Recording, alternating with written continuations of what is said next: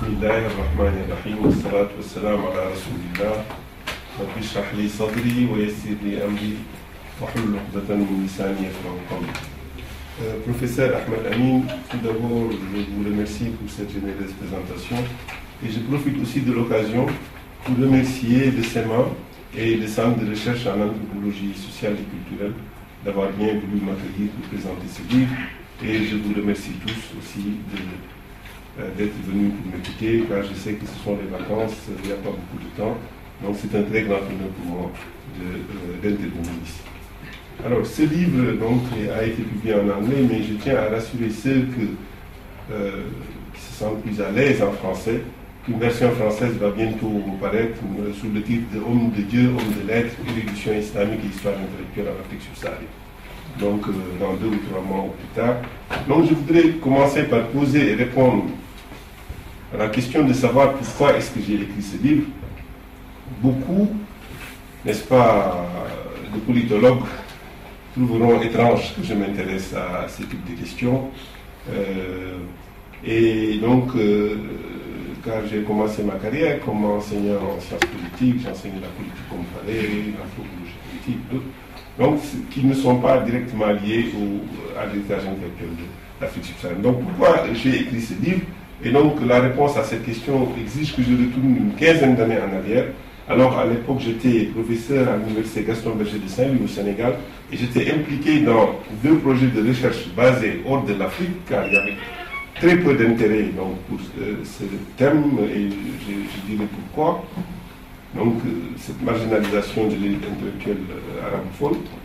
Donc il y avait 2 projets basés hors d'Afrique, mais qui visaient à préserver une partie importante mais méconnue de ce patrimoine culturel. Donc il s'agit de la production intellectuelle des arabisants d'Afrique subsaharienne.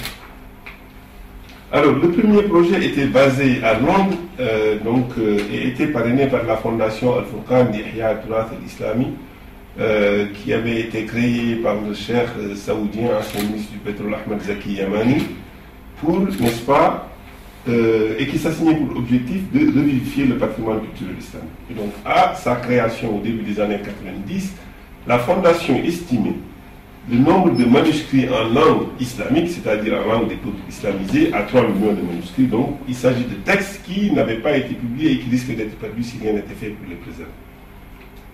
Alors, la Fondation donc parraine la publication d'une encyclopédie en 4 volumes qui s'appelle, intitulée World Survey of Islamic Manuscripts, donc étude mondiale de manuscrits islamiques, qui identifie les bibliothèques publiques et privées de manuscrits en langue des peuples islamisés, tels que l'arabe bien sûr, mais aussi le persan, le turc et d'autres langues, l'osmanli et d'autres langues, ainsi que de localisation. Et cette encyclopédie donnait aussi une vue d'ensemble du nombre et des thèmes des manuscrits, et elle compte de nombreuses entrées concernant les pays d'Afrique subsaharienne, dont une entrée sur le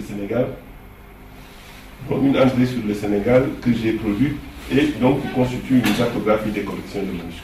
Alors, suite à la publication de l'étude mondiale, la Fondation parraine un rigoureux catalogage des collections de manuscrits dans de nombreux pays, et en 2012, 71 catalogues détaillés avaient été publiés, dont 25 porte sur des collections ouest-africaines, de Mali s'étaillant la part du lion, et j'avais pour ma part catalogué 3 bibliothèques, n'est-ce pas, de manuscrits sous ce titre, Al-Makhloutat al-Islamiyya fi Sénégal, ici, et donc ça c'est le premier projet auquel je m'étais impliqué. Le deuxième projet auquel je m'étais impliqué, et qui aussi visait à préserver ce patrimoine intellectuel, est intitulé Arabic Literature of Africa, basé aux États-Unis aussi essentiellement, même si c'est publié par l'éditeur Brill.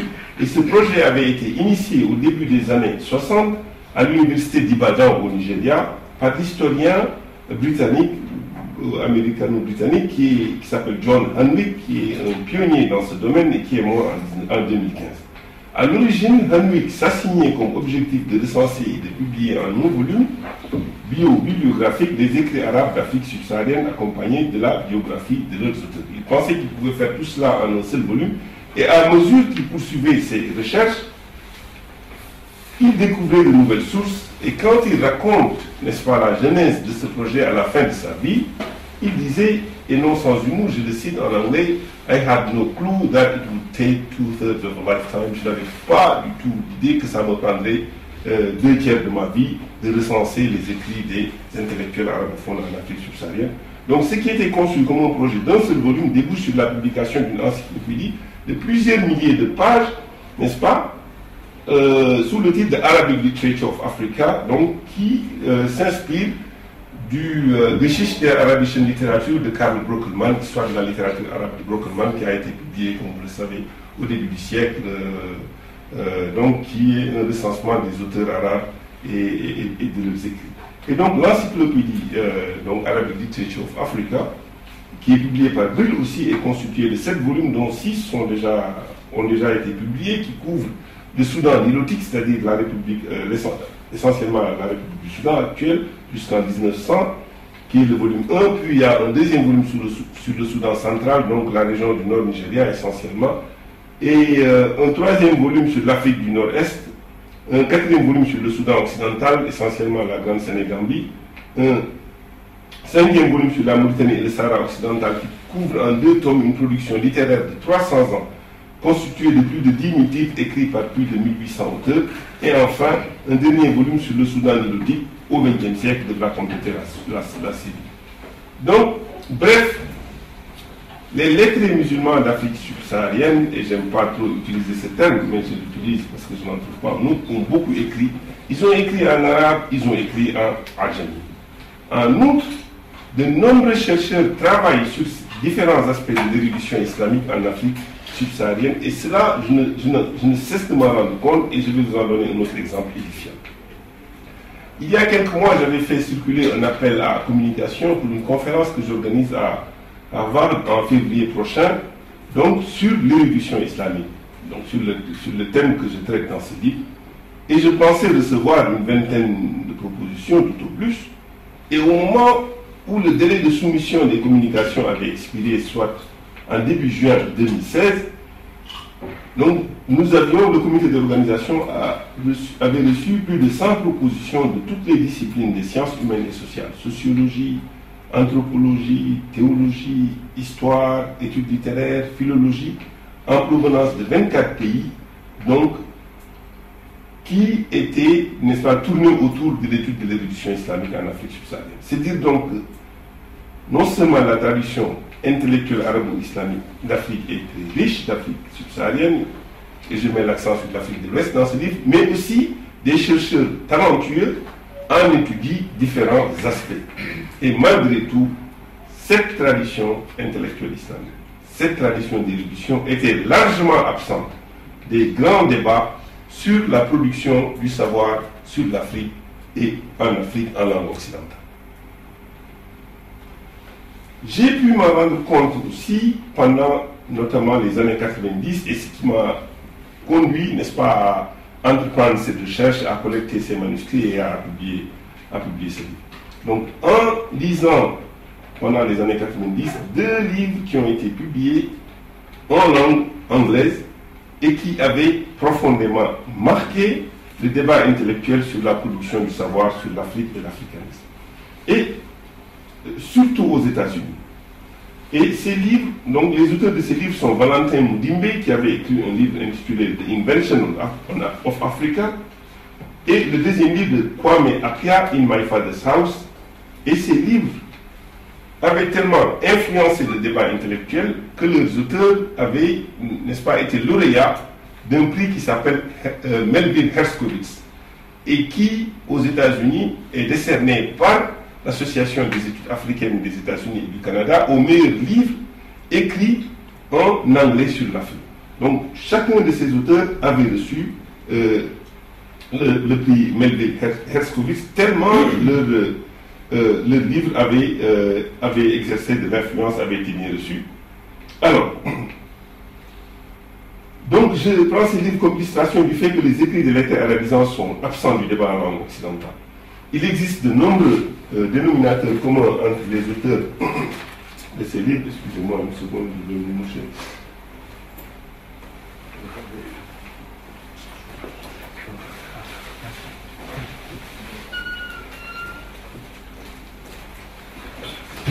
Merci beaucoup. Alors, je disais qu'il existait de nombreux dénominateurs communs entre les auteurs de ces livres. ils sont tous les deux de culture chrétienne. Ça, c'est très important. C'est peut-être une des raisons pour lesquelles donc, cette tradition arabo-islamique, n'est-ce pas, de rite méconnue. Ils ont été formés dans des grandes universités occidentales, Louvain et Cambridge. Ils enseignent dans deux grandes universités américaines de renommée, New York et Stanford. Ils représentent deux traditions intellectuelles dominantes en Afrique postcoloniale, anglophone et francophone. Mais plus frappant encore comme commun dénominateur qu'ils partagent avec la plupart des intellectuels formés à l'école occidentale et leur lecture très européocentrée de la production du savoir en Afrique et sur l'Afrique. Pour résumer l'essentiel, les idées essentielles de ces auteurs, les idées centrales, le premier, Appiah, affirme que l'essentiel des écrits produits en Afrique subsaharienne et en langue coloniale, donc portugais, français et anglais, et que la plupart des intellectuels de l'Afrique subsaharienne sont europhones voulant dire, donc ils ont écrit dans des langues occidentales, dans des langues européennes. Il ajoute historiquement que la plupart des intellectuels de l'Afrique subsaharienne, il ajoute que historiquement les intellectuels du tiers-monde, Afrique subsaharienne compris, sont le produit de la rencontre avec l'Occident. Et ce que j'essaie de faire dans le chapitre 6 de ce livre, le chapitre 5, n'est-ce pas, dans lequel j'analyse les grands débats du XVIIe, XVIIIe et XIXe siècle au sein, n'est-ce pas, des lettrés africains sur l'esclavage, le djihad, les révolutions et la formation étatique, c'est que ce n'est pas vrai que les intellectuels d'Afrique subsaharienne sont le produit de la rencontre avec l'Occident. Alors, l'autre auteur, Mudimbe, fait valoir que les écrits ayant contribué à l'invention et l'idée de l'Afrique ont été pour l'essentiel produits par des Européens pendant la période coloniale, et ce qu'il appelle la bibliothèque islamique. Il emprunte le terme bibliothèque de Michel Foucault.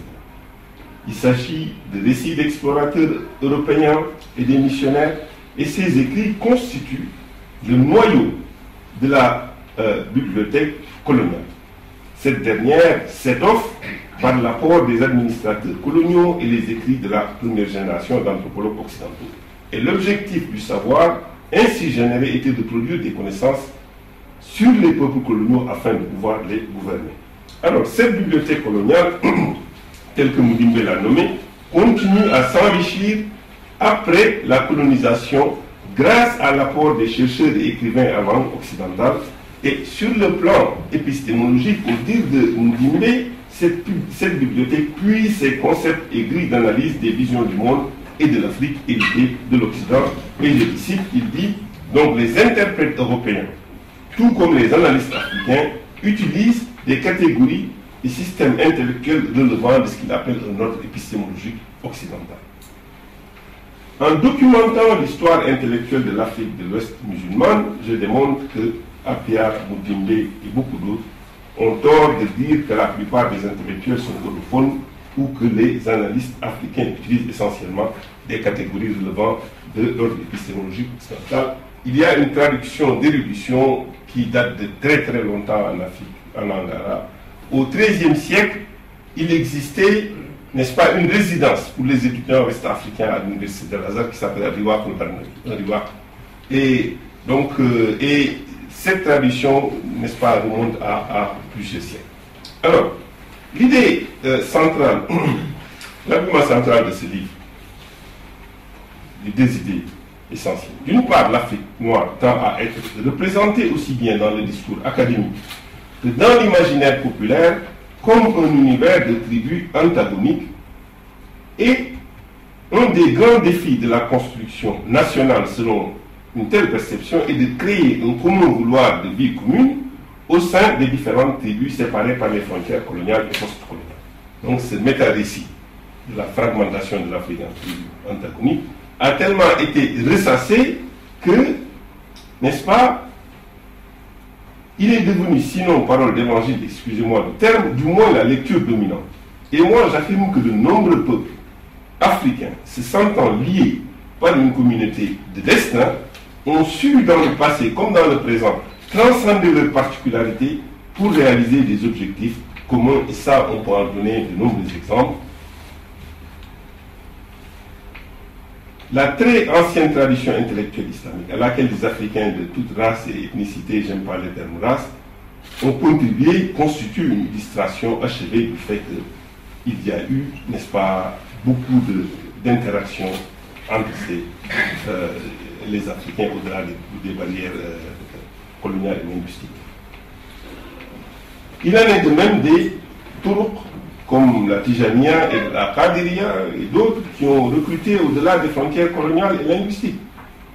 La Tijaniya est, comme vous le savez, une tariqa originaire d'Algérie, mais qui compte des millions, sinon des dizaines de millions d'adeptes en Afrique subsaharienne. Il en est de même de la Qadiriya. Et ces gens-là entretiennent des liens spirituels, intellectuels très forts avec l'Afrique du Nord.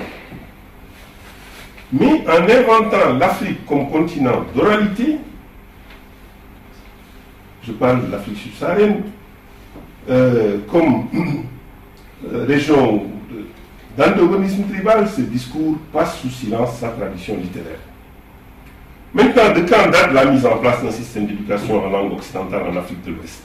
Du 19e siècle. À Freetown, la capitale de la Sierra Leone, la Church Missionary Society crée le Fura Bay College en 1827 et c'est le premier collège d'enseignement en langue occidentale en Afrique de l'Ouest. Au moment de sa création, il existait de nombreux centres d'érudition en Afrique de l'Ouest et l'université mosquée de Sankoré est l'un des plus anciens de ces centres. Elle a été fondée au XIVe siècle et au XVIe siècle déjà, Sankoré pouvait être comparé favorablement au meilleur centre d'enseignement du monde musulman. Il a attiré des étudiants et enseignants de toute l'Afrique de l'Ouest, du Maghreb et au-delà. Et l'émergence de centres d'érudition et de spiritualité tels que Sankoré, à Tombouctou donc, reposait dans une large mesure sur la prospérité de la boucle du Niger à l'époque.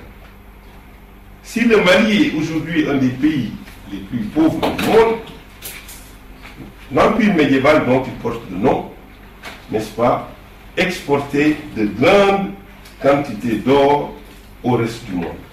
Lors de la création de Sankoré, après la fondation de Tombouctou, donc, 2/3 de la production mondiale de l'or provenait de l'Afrique de l'Ouest et une grande partie de cet or transitait par Tombouctou. Alors, je dois préciser que les historiens ne sont pas tellement sûrs de la quantité d'or exacte exportée de l'Afrique subsaharienne vers l'Afrique du Nord et ailleurs dans le monde, n'est-ce pas, où cet or circulait et servait de monnaie. Selon les estimations les plus fiables, un peu plus d'une tonne d'or était exportée annuellement entre le 9e et le 15e siècle. Ce chiffre peut paraître dérisoire comparé à la quantité d'or produite grâce aux technologies modernes d'extraction. Toutefois, les technologies rudimentaires d'extraction à l'époque médiévale ne permettaient qu'une production limitée d'or partout dans le monde et la connaissance non moins limitée de la géographie mondiale empêchait l'or du Nouveau Monde d'accéder au marché mondial. L'émergence du Portugal comme puissance navale et la découverte de l'or aux Amériques font quelque peu basculer le centre de gravité du commerce transsaharien, réduisant de ce fait la prééminence de Tombouctou au VIe siècle, mais néanmoins Tombouctou demeure un centre intellectuel important, intellectuel et commercial important jusqu'à l'invasion marocaine de 1591 qui précipite son déclin. Lorsque j'ai présenté ce livre et j'ai parlé d'invasion marocaine, au Maroc, on m'a dit qu'il s'agissait de Fatah, pas de Razoul. Et mon collègue Ahmed Ali a parlé de la razzia marocaine. Donc, selon où l'on se trouve et de quel point de vue on parle, n'est-ce pas, cette invasion, ça peut être considéré comme invasion ou comme razzia, comme expédition, comme Fatah. Moi, j'ai employé le terme de donc invasion.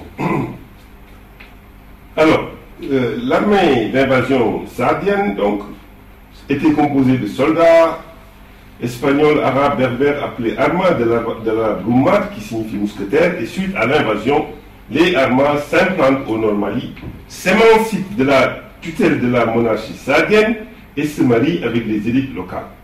L'expédition marocaine provoque le déclin de Songhai, dernier et plus prospère empire médiéval ouest-africain, donc sapant sa prospérité qui soutenait une vie intellectuelle dense.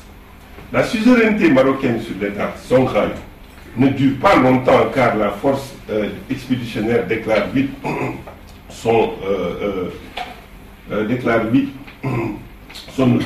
autonomie vis-à-vis de la dynastie saadienne, mais les relations entre musulmans de l'Afrique du Nord et de l'Ouest ont survécu à la sécession armée et persistent encore au XXIe siècle.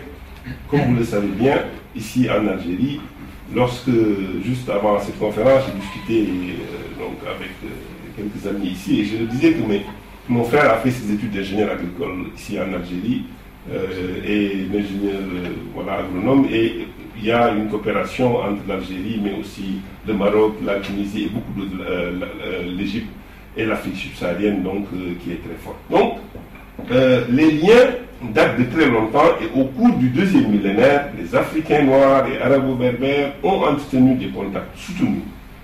Comme le prouve donc la razzia marocaine et la non moins infâme traite orientale des esclaves, les relations ont souvent été violentes, mais elles ont aussi été mutuellement bénéfiques par le biais d'échanges matrimoniaux, commerciaux, diplomatiques et surtout des relations spirituelles et intellectuelles.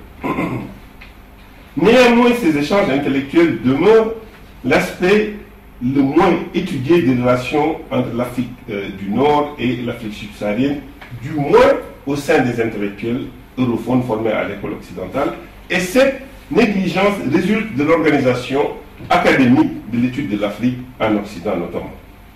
D'une part, les universités occidentales ont conçu l'Afrique du Nord comme une ère culturelle distincte appartenant à un ensemble dénommé Moyen-Orient, Afrique du Nord et étudié comme tel.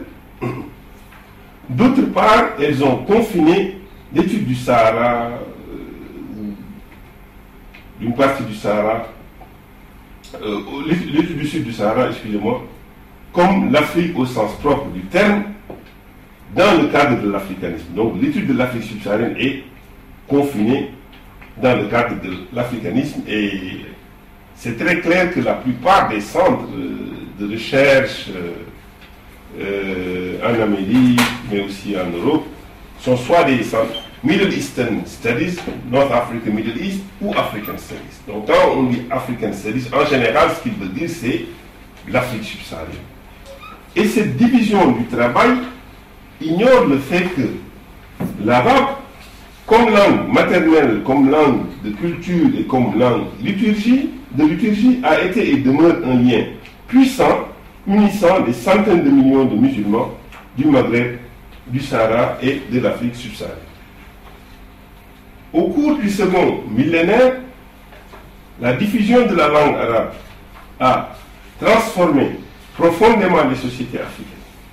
Certains peuples islamisés du Sahara et du Sahel renoncent à leur identité linguistique, culturelle et ethnique pour revendiquer une arabité exclusive. Et ça se voit, n'est-ce pas, au sein de nombreuses tribus ou communautés qui créent des généalogies et les rattachant aux Arabes et revendiquent une arabité exclusive. D'autres maintiennent leur langue africaine tout en utilisant le caractère arabe pour les transcrire et composer des textes. Et la langue arabe a été un véhicule aussi important de transmission du savoir au sein des peuples musulmans d'Afrique que le latin l'a été parmi les peuples d'Europe. L'essentiel des écrits produits entre le 8e et le 15e siècle, soit la période de formation de la civilisation islamique, est l'œuvre, comme vous le savez, de non-arabes. Et au fur et à mesure que l'islam continue à se propager au cours des siècles suivants, l'arabe devient une langue d'instruction pour beaucoup d'autres peuples, y compris en Afrique de l'Ouest. La langue arabe et le caractère arabe utilisés pour transcrire les langues africaines étaient les principaux véhicules de transmission du savoir au sein des communautés musulmanes jusqu'à l'émergence de l'hégémonie occidentale au XIXe siècle. Au XVIIIe siècle, de nombreuses communautés de lettrés existaient déjà en Afrique de l'Ouest, et ça, nous le savons grâce aux sources arabes et notamment aux manuscrits que nous ont légués les lettrés, mais aussi aux témoignages des voyageurs européens, et je vais en citer quelques exemples. Le baron Jacques-François Roger, qui était le gouverneur du Sénégal, le gouverneur français du Sénégal, de 1822 à 1827, avait écrit qu'il y avait plus de Noirs qui pouvaient lire et écrire l'arabe en 1828 que de paysans français pouvant lire le français. Francis Moore, un employé de la Royal African Company d'Angleterre, donc une compagnie à charte anglaise opérant en Sénégambie, avait écrit dans ses mémoires que dans tous les royaumes et contrées des deux rives de la rivière Gambie, des communautés Peul, donc, parlaient la langue arabe et que, je le cite, d'une manière générale, elles connaissaient ces communautés Peul mieux la langue arabe que les Européens ne connaissaient le latin, même si elles parlaient également une langue vulgaire qu'ils appellent Peul. D'autres explorateurs avant et après Moore, y compris Ibn Battuta dès le XIVe siècle, donc, qui a visité le Mali, donc le premier témoin oculaire donc, en provenance d'Afrique du Nord, Ibn Battuta, Léon l'Africain au XVe siècle, l'explorateur européen Nouveau Parc au XVIIIe siècle, et beaucoup d'autres au XIXe siècle ont témoigné de la vitalité de l'érudition islamique en Afrique de l'Ouest. Et cela bien avant l'invasion coloniale de la fin du XIXe siècle. Selon l'explorateur français René Caillé, le premier à visiter Tombouctou et retourner, donc tous les nègres de Tombouctou pouvaient lire le Coran et le connaissaient même par cœur. Donc on a des témoignages des Européens qui ont visité la région et qui, donc, qui attestent de l'existence de cette tradition d'érudition.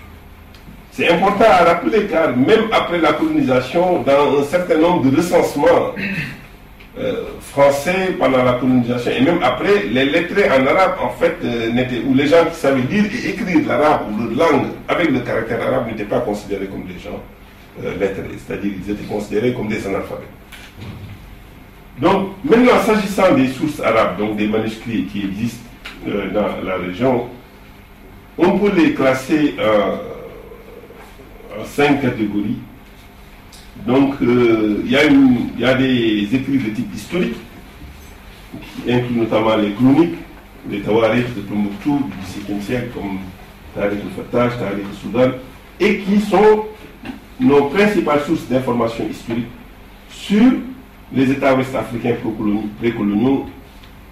Donc, on trouve aussi des documents décrivant des coutumes et des peuples de la région, des relations entre les populations de l'Afrique subsaharienne et celles de l'Afrique du Nord, des rapports entre marchands et lettrés, figurent également parmi donc des documents qu'on peut caractériser historiques car ils peuvent servir de source pour écrire l'histoire, des ijazat, des autorisations de transmettre de savoir, des fatwas, des récits de voyage qui nous renseignent sur la vie politique, sociale, culturelle et l'économie politique du Soudan occidental au cours des 5 siècles déroulés. Il y a aussi des écrits de type pédagogique, donc deuxième catégorie après les écrits de type historique. Donc, il existait certes des textes islamiques classiques produits ailleurs dans le monde musulman qui circulaient dans la région depuis des siècles. Les lettrés de l'Afrique subsaharienne ont produit aussi leurs propres commentaires et manuels. Ils ont souvent versifié des commentaires, des textes classiques pour en faciliter l'apprentissage. Ils en ont aussi publié beaucoup en langue africaine et j'y reviendrai. Et ceci est vrai des grands centres intellectuels au Sénégal, au Mali, mais aussi des régions éloignées où les communautés islamiques étaient assez éloignées des principaux axes commerciaux et où les copies de textes importants étaient difficiles à obtenir. Ces commentaires sont bien sûr souvent taxés de scolastique par nature et de manquer d'originalité, ce qui n'est sûrement pas vrai de tous les commentaires, car certains donnaient à des lettres instruits l'opportunité d'inclure d'autres textes et débats relatifs aux questions traitées dans leurs textes commentés. Il y a aussi beaucoup d'écrits laudatifs, donc une poésie pieuse au sein de ces manuscrits, donc écrites en arabe, mais aussi en langue africaine telle que le Peul, le Hausa, le Wolof, surtout au sein des communautés soufis, car la plupart des lettrés soufis écrivaient des poèmes ou collections de poèmes chantant les louanges du prophète Mohammed sallallahu alayhi wa sallam, des saints soufis, et qui sont souvent récités lors des rituels et fêtes soufis. Il y a aussi des écrits polémiques, surtout au sein de différentes confréries. Et au XIXe siècle, ces écrits résultaient en grande partie donc, de la rivalité entre la Qadiriya et la Tijaniya. Mais à partir du XXe siècle, à mesure que le mouvement wahhabite se propageait en Afrique de l'Ouest, les écrits polémiques représentaient essentiellement des attaques dirigées contre le soufisme ou des attaques contre le wahhabisme défendant le soufisme. Du Sénégal au Kenya, il n'y a pas un seul pays donc, de cette zone de l'Afrique, n'est-ce pas, où il y a une population musulmane et où, n'est-ce pas, cette polémique théologique n'a pas fait rage. Enfin, une dernière catégorie d'écrits que je qualifierais de politique. Au XIXe siècle, surtout, les lettrés ont écrit en arabe et en adjami pour protester contre certains souverains. Ça, c'est vrai, notamment de la communauté de Ousmane Danfodio, dont vous avez sûrement entendu parler, qui a créé un grand État islamique au Soudan central, donc dans la région du nord du Nigeria. Et donc, n'est-ce pas, et qui pensait, lui et sa communauté, que le savoir était quelque chose qui devait être partagé. À la différence de bien des communautés des lettrés. Donc, la communauté de Danfodio, son frère Mohamed Abdoulaye Danfodio, son fils Mohamed Bello et d'autres lettrés écrivaient aussi bien en arabe qu'en peul ou en hausa, car ils considéraient qu'il était de leur devoir d'éduquer les masses, et ceux qui ne maîtrisaient pas l'arabe aussi pouvaient, n'est-ce pas, apprendre, avoir le contenu de tous ces enseignements théologiques exprimés en langue locale. Donc, ils ont produit énormément de textes pour critiquer les États qui existaient avant de l'évolution, comme injustes, comme non islamiques. Et après, ils ont mené ces révolutions pour créer des États islamiques, comme vous le savez sûrement, au XIXe siècle. Presque la moitié de l'Afrique de l'Ouest était constituée géographiquement d'émirats ou d'États qui donc, se revendiquaient de l'islam et qui étaient issus de révolutions menées par des lettres. Il s'agit de Omar Tall au Soudan occidental, Ousmane Danfodio au Soudan central et bien d'autres. Donc, si bien qu'au moment de la colonisation occidentale, les Européens ont dû se heurter à une résistance farouche de ces communautés qui avaient créé ces États islamiques. Mais, après ces révolutions qui avaient donc, été menées pour une grande partie au XIXe siècle, lorsque les leaders ne se montraient pas à la hauteur des attentes, les mêmes instruments qu'ils avaient utilisés pour renverser le statu quo ante pouvaient être utilisés de manière effective contre eux. Et dans l'état actuel de la recherche, on a trouvé pas mal d'écrits protestants contre l'ordre établi. Et je voudrais dire autre chose aussi sur le adjami et les langues africaines, telles que la diffusion du caractère arabe a permis de les valoriser. La recherche actuelle sur les manuscrits africains a révélé l'usage du caractère arabe, que l'usage du caractère arabe est attesté dans 80 langues en Afrique d'une manière générale. Et en Afrique de l'Ouest seulement, on trouve une littérature adjami en 29 langues. Et alors, à la différence du système d'éducation occidental, où on ne permettait pas aux élèves de parler les langues locales, n'est-ce pas, dans l'enceinte des écoles, ils étaient punis. Je ne sais pas si ça se passait en Algérie, mais je suis sûr qu'en Afrique francophone et en Afrique anglophone, on leur faisait porter un symbole pour les punir pour avoir parlé le français, pour avoir parlé les langues africaines. Comment? Oui, je ne sais pas si cette pratique existait ici. Mais, non, pas. Donc, c'est un symbole, et même après l'indépendance. Moi, lorsque j'étais élève à l'école primaire au Sénégal, et c'était le cas partout, quand on parlait le Wolof, au sein de l'école, ou dans les enceintes de l'école, on était puni et on devait porter un symbole. Et l'écrivain kenyan Ngugi wa Thiong'o en parle aussi dans son livre, un symbole disant que je suis un âne, je suis stupide, etc. Et donc la personne portait le symbole jusqu'à ce que quelqu'un d'autre parle en langue africaine et on lui redonnait le symbole. Donc tout était fait au fond pour pousser l'individu les individus à haïr leur langue. Et les élèves qui provenaient donc de familles de lettrés ou du monde rural et qui parlaient leur langue de manière, de manière relativement correcte et pure en utilisant le minimum de lexique français, ceux-là, en fait, on les ridiculisait comme des broussards, etc. Parce qu'ils parlaient tellement bien de langue sans inclure le mot français. Donc, à la différence de ce système, en ce qui concerne l'érudition arabo-islamique, le mode de transmission du savoir était essentiellement oral, et pour enseigner un texte comme Mukhtasar al-Khalil ou un autre texte, le lettré lisait donc une ligne en langue arabe et ensuite traduisait en langue africaine. Donc, il y avait toujours un commentaire intertextuel en langue africaine.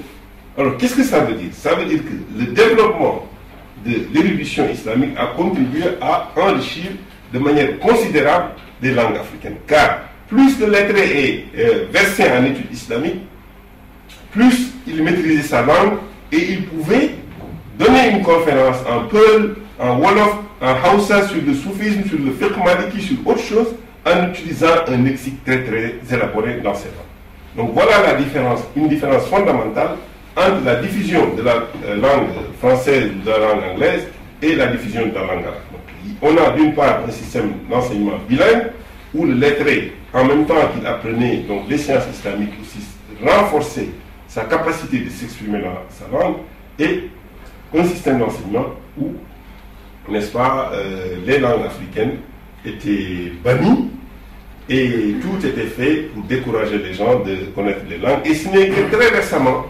avec la décolonisation, n'est-ce pas, des masses médias et de la culture de la communication, que des journalistes ont commencé à s'intéresser à ces langues et à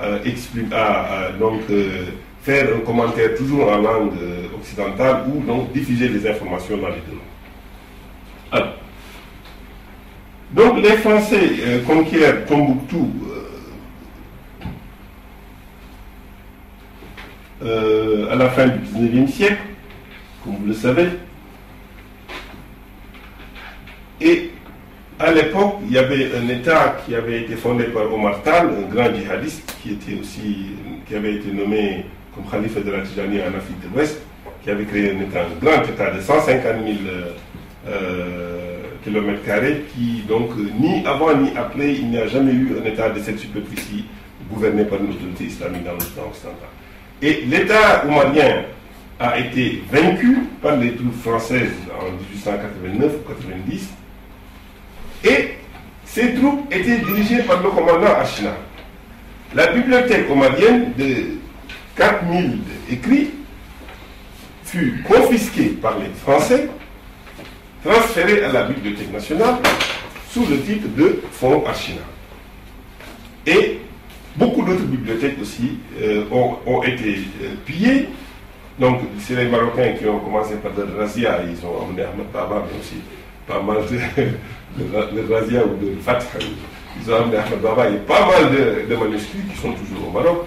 3 siècles après, ce sont les Français, et un siècle après, c'est Al-Qaïda du Maghreb islamique qui a aussi détruit. Donc vraiment c'est une histoire très triste de succession de razzia donc sur ces régions. Alors je disais que donc les Français avaient confisqué beaucoup de manuscrits.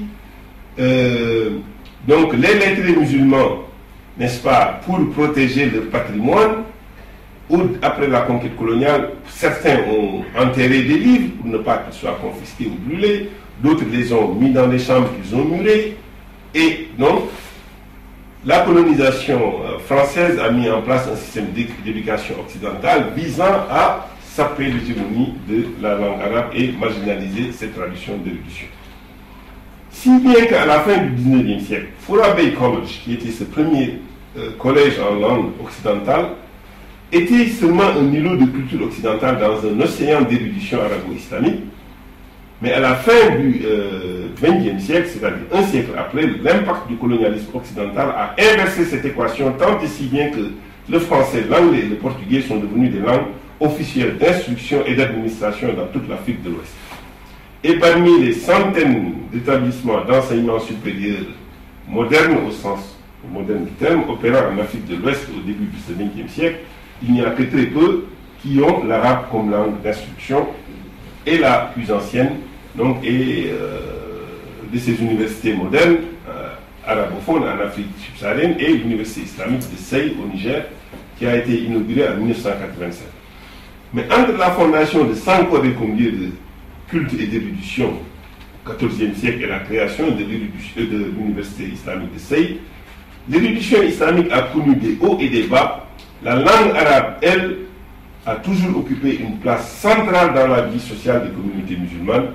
Aujourd'hui, plus de 250 millions de musulmans subsahariens, soit 15% de la population musulmane mondiale, récitent leurs prières quotidiennes en arabe. Ils partagent la culture arabo-islamique avec l'Afrique du Nord. Toutefois, en tant que langue d'administration et de production intellectuelle, l'arabe a été relégué au second rang. Parce que ces États islamisés, au XIXe siècle, utilisaient la langue arabe comme langue d'administration et comme langue d'enseignement. Mais tout ce... Oui, d'accord.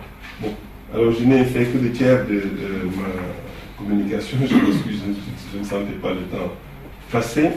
Mais tout ce que je voulais dire maintenant, c'est que lorsque les pays africains accèdent à l'indépendance, les conceptions occidentales d'enseignement étaient devenues très influentes et les musulmans africains, surtout de l'Afrique de l'Ouest, s'étant rendu compte que l'éducation moderne, sanctionnée par l'obtention de diplômes, facilitait l'accès à des emplois bien rémunérés.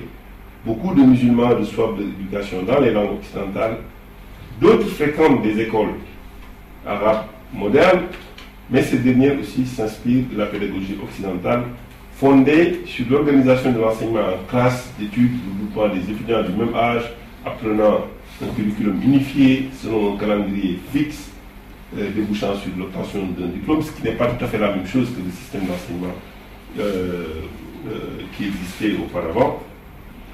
Mais malgré tout, pour beaucoup de musulmans, en fait, il ne s'agit pas de choisir entre le traditionnel et le moderne, car beaucoup épousent simultanément les différents modèles d'éducation, car chacun satisfait à des besoins spécifiques que l'autre n'est pas en mesure de couvrir.